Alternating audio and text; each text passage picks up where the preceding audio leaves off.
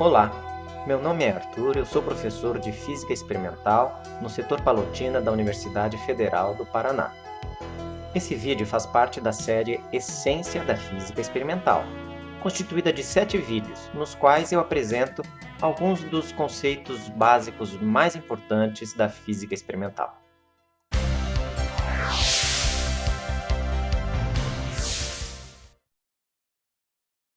O assunto é a incerteza nas medidas experimentais.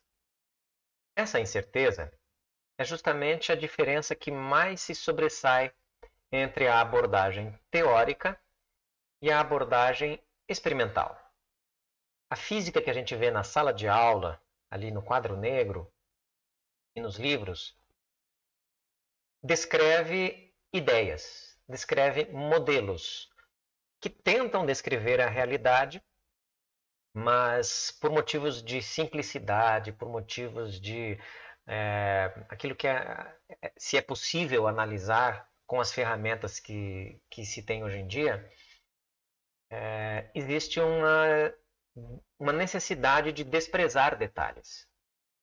Então, nesse mundo ideal da física teórica, alguns detalhes como atrito, resistência do ar, dissipação de energia, impurezas que possam estar contaminando o sistema, elas são desprezadas.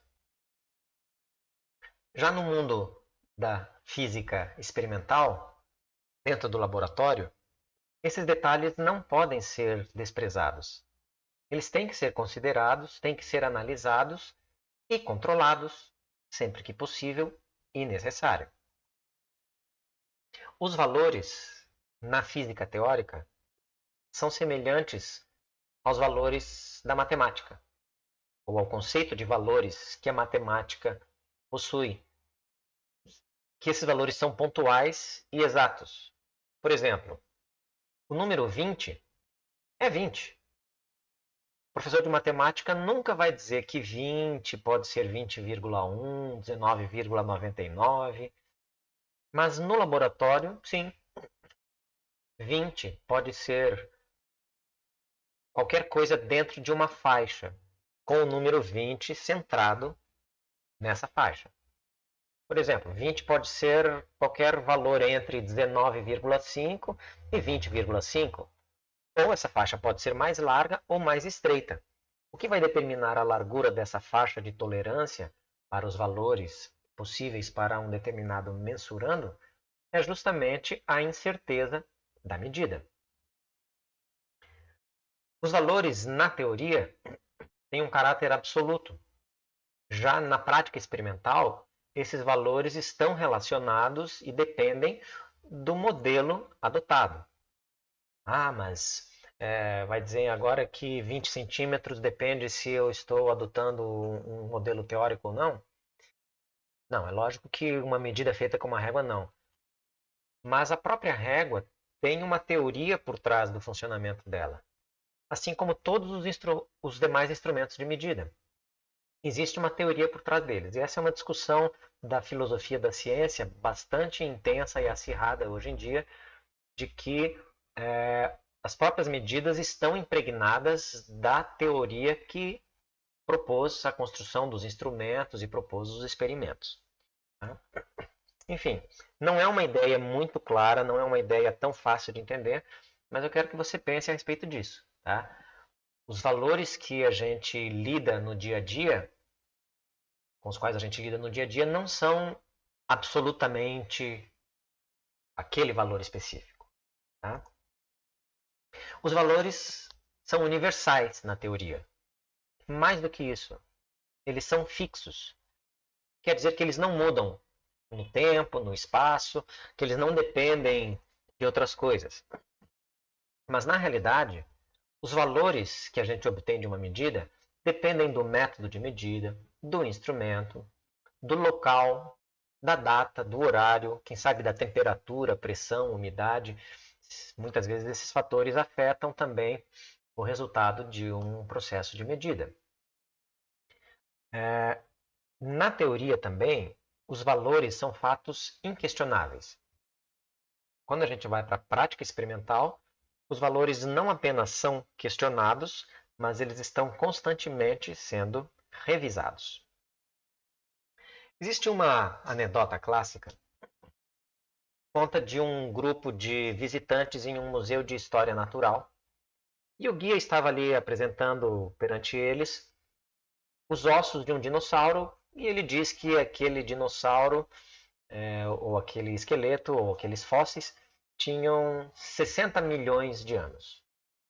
E aí, rapidamente, um dos visitantes se manifesta, interrompe o discurso do guia e diz que não, que pelo que ele sabia, aqueles ossos tinham 60 milhões e 12 anos. E todo mundo ficou espantado. Nossa, mas como ele pode dizer isso com tanta certeza? E aí ele afirmou que ele havia estado 12 anos atrás naquele museu e que naquela época aquele guia havia dito para ele que eram 60 milhões de anos. Logo, a conclusão dele é que hoje seriam 60 milhões e 12 anos. É uma anedota talvez não tão engraçada, mas que ilustra para a gente uma tendência que nós temos de atribuir uma certeza à informação que nos é passada. Uma certeza que muitas vezes não pode ser atribuída a ela. Se aquele guia tivesse dito esses ossos têm cerca ou têm em torno de 60 milhões de anos, ele já estaria conduzindo a mente das pessoas a perceberem que havia uma flexibilidade, havia uma tolerância na faixa de valores que determinavam ou que estimavam a idade daquela ossada. Da mesma maneira, quando você realiza um cálculo na sua calculadora científica e aparece no visor lá 10, 12 algarismos e você copia todos eles e transcreve para o papel, você provavelmente está cometendo o mesmo erro de acrescentar 12 anos aos 60 milhões. Porque, muito provavelmente, os valores com os quais você lidou para obter aquilo tinham 2 ou 3 algarismos significativos apenas. O quarto ou quinto algarismo já não significa mais nada. Tem o mesmo valor que os 12 anos numa faixa de 60 milhões. Isso tudo eu contei usando essa historinha do dinossauro aí, para reforçar para cada um de vocês que a ignorância da incerteza de um valor pode conduzir a uma conclusão bastante equivocada. Por isso, no laboratório de física, você não pode apresentar uma medida sem uma estimativa da sua incerteza. É um erro gravíssimo você apresentar um valor sem dizer a faixa de tolerância para mais ou para menos a que esse valor se refere. Bom, a respeito da incerteza, há alguns fatores que influenciam, que fazem com que a incerteza de uma medida seja maior ou menor. E eu, de maneira genérica aqui, resumi a 3 fatores e vamos conversar um pouquinho sobre cada um deles. Mas é possível que haja outros fatores também, mas esses aqui são os mais importantes. Primeiro, a qualidade do equipamento. Existem equipamentos que são de graça, existem equipamentos que custam milhões de dólares, e é lógico que alguém só vai investir muito dinheiro em um equipamento se ele trouxer algum retorno, algum benefício para esse investimento. Também a qualidade do usuário, que é você. Você é o responsável pelas medidas. E essa qualidade precisa ser aprimorada, precisa ser desenvolvida. E é para isso que você está recebendo esse treinamento agora na disciplina, para que você domine melhor as técnicas e procedimentos de medida. E esses procedimentos também, existem vários procedimentos e alguns vão ter um resultado melhor ou pior em questão de incertezas. A respeito da qualidade do equipamento, vamos tomar como exemplo medidas de comprimento. O equipamento mais à mão para você fazer uma medida de comprimento é justamente ela, a sua mão. Você pode medir então o comprimento usando palmos ou polegadas. Também pode usar pés, braças, enfim. Mas quando você faz isso, já que você pode abrir um pouco mais, um pouco menos a mão, já que o tamanho da mão de uma pessoa varia para outra pessoa, é típico que se tenha um erro em torno de 10%, pode ser um pouco mais ou um pouco menos, quando se faz uma medida palmando, por exemplo, uma mesa, ou medindo através de pés ou passos o comprimento de uma sala.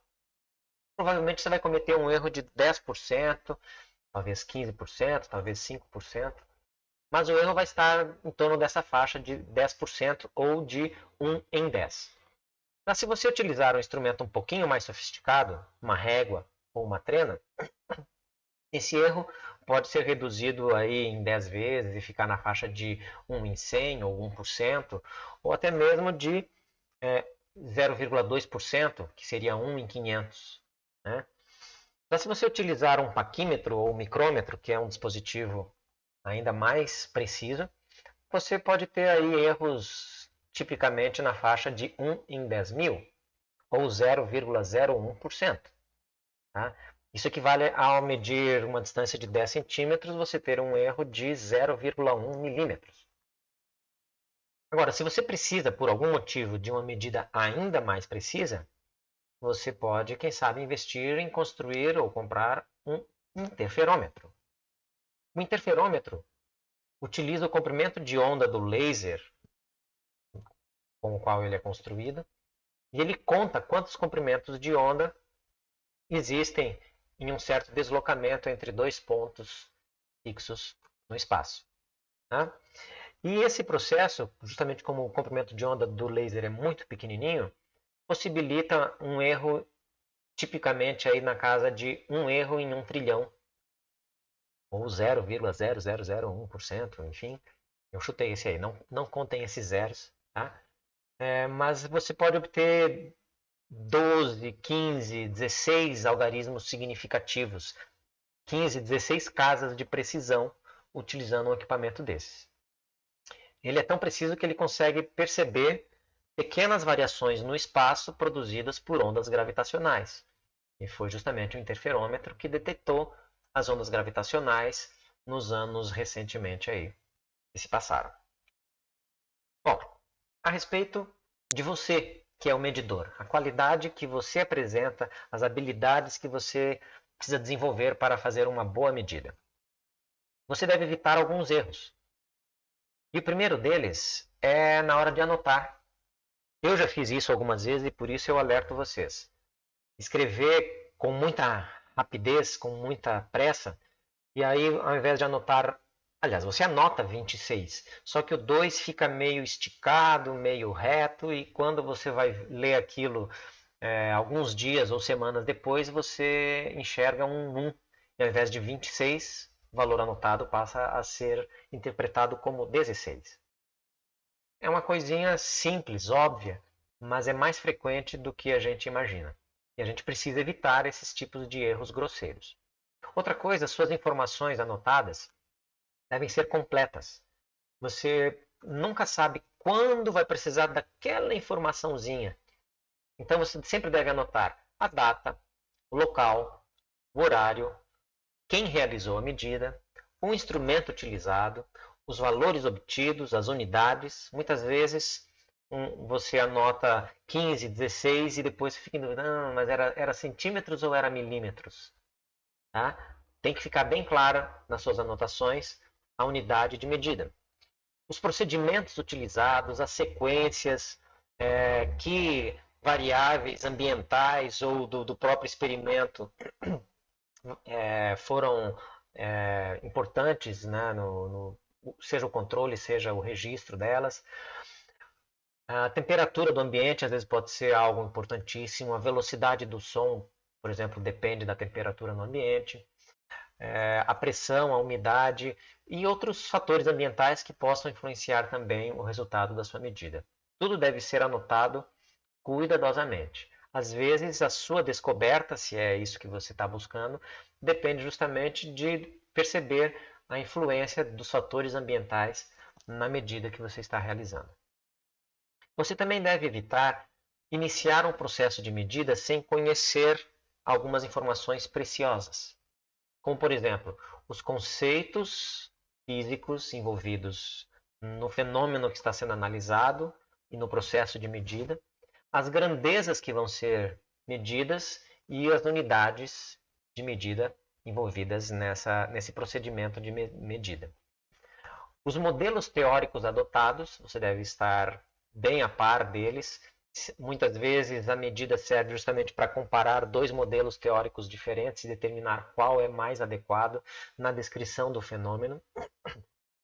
Você deve ter bastante familiaridade com o instrumento de medida e as suas características, suas limitações, sua faixa de operação, e respeitar essas características, não utilizar o instrumento para realizar medidas para as quais ele não foi construído ou projetado. E você deve ter pleno domínio também sobre os procedimentos recomendados para aquela coleta de dados. Falando em procedimentos para a coleta de dados, a gente tem que discutir também sobre a qualidade desses procedimentos. Mas os procedimentos na física experimental são importantes tanto para a coleta quanto para a análise dos dados. Existe um procedimento ou vários procedimentos para a coleta e uma outra gama de procedimentos para a análise desses dados. Quando você estiver coletando dados, a primeira coisa que você tem que fazer é ter certeza que o seu instrumento está medindo corretamente. E você só vai ter essa certeza após realizar a calibração, que muitas vezes envolve um ajuste de zero ou a seleção da escala mais adequada ou mesmo um ajuste dessa escala. Você também deve determinar, ou já ter estabelecido, o número de medidas, o número de dados necessários para realizar uma análise estatística que seja relevante. Se você fizer apenas 2 ou 3 medidas, você vai ter poucos dados para ter uma análise estatística mais confiável. Por outro lado, se você resolver, então vou fazer 1 milhão de medidas. Não vamos exagerar tanto, 1000 medidas. 1000 medidas pode ser algo muito bom se você tiver um equipamento que colete automaticamente e registre esses valores. Mas na falta disso, provavelmente você não vai ter tempo para ficar coletando esses valores. Então você deve encontrar um número de dados a serem coletados que seja adequado. Nem demais, porque daí você nunca chega ao resultado final, ou demora muito para isso, nem de menos, que comprometeria a qualidade, o resultado final da medida, fazendo com que a incerteza fosse muito elevada. E as variáveis também devem ser controladas durante o processo de medida, durante o processo de coleta de dados. Sejam as variáveis que você está medindo, né? E aí você já estabelece que faixa de valores você pretende trabalhar para determinar as relações, ou também as variáveis ambientais, como já mencionei, temperatura, pressão, umidade, que podem afetar o resultado da sua medida. Quanto à análise dos dados, você precisa dominar os procedimentos. Existem várias maneiras diferentes de determinar as incertezas. Quero fazer uma pausa. Eu deixei de propósito esse termo, determinação das incertezas. Ele não está incorreto, mas não é o termo mais adequado, porque as incertezas, em geral, elas não são bem determinadas. Elas também se encontram numa faixa. E por isso talvez seja mais correto falarmos em estimativa das incertezas. Tá? Só para você pensar um pouquinho. Outra coisa que você tem que dominar para fazer uma boa análise dos dados coletados é o ajuste desses dados, seja por meio de um gráfico ou alguma outra forma de representação simbólico-matemática, mas em geral são gráficos que a gente utiliza. E esses gráficos, muitas vezes cartesianos, vão fazer com que os seus dados sejam encaixados em pontos, e esses pontos estarão alinhados provavelmente com uma linha. Pode ser uma linha reta, uma linha quadrática, como uma parábola, ou alguma outra linha. Isso vai depender do modelo teórico que você está utilizando para descrever o fenômeno que está sendo analisado. E você deve ser capaz, então, de comparar os seus dados e o ajuste deles a esses modelos teóricos. E você deve também ser capaz de comparar seu resultado final, seja ele um valor, seja ele um gráfico ou um conjunto de dados, comparar esses seus resultados com outros resultados obtidos por outras pessoas que investigaram o mesmo fenômeno e que publicaram os seus resultados em alguma revista ou em algum livro. No próximo vídeo vamos discutir a respeito de como estimar essas incertezas. Até lá!